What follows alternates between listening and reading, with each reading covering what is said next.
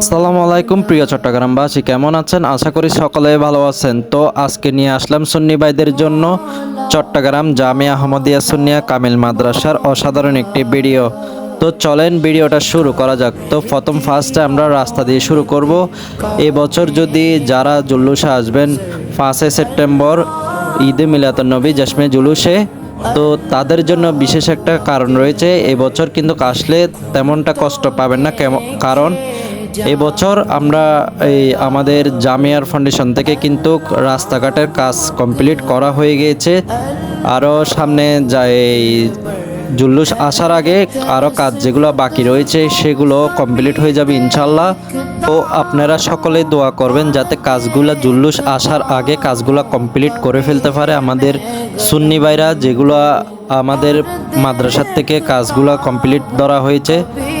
তো এখন মাদ্রাসার ভিতরের একটু দৃশ্য দেখাই দিব। আজকে হচ্ছে জুম্মাবার, অনেকে জানেন।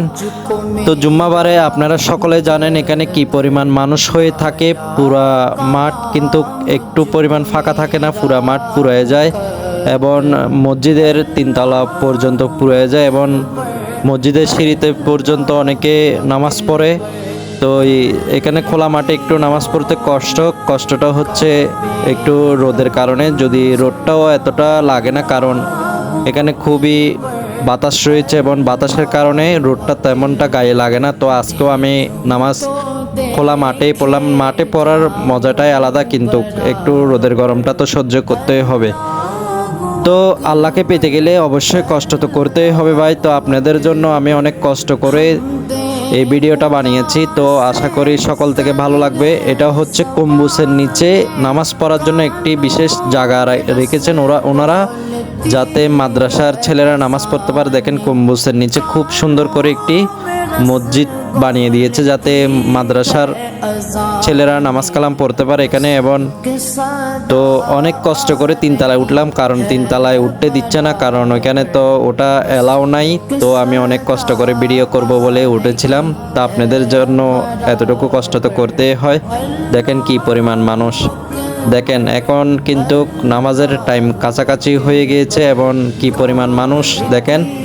কিন্তু যত একটু একটু 1 মিনিট 2 মিনিট হবে তখন কিন্তু মানুষ ধীরে ধীরে বাড়তেই থাকে। এখন তো নামাজ শেষ হয়ে গিয়েছে, কারণ আমি ভিডিওটা কেটে কেটে করেছি, কারণ ভিডিও যদি পুরোটাই দিতে থাকি তাহলে অনেক লম্বা ভিডিও হয়ে যাবে, সে কারণে। তো দেখেন কি পরিমাণ মানুষ, কি পরিমাণ জাম দেখছেন। আমি একটু থেমে থেমে হাঁটতেছি, তারপরও দেখেন মানুষের জন্য হাঁটা খুবই মুশকিল। জুম্মাবারে এতটুকু হয়, হুজুর কেবলা আসলে কি অবস্থা হবে। সকলে ভালো থাকবেন ইনশাআল্লাহ।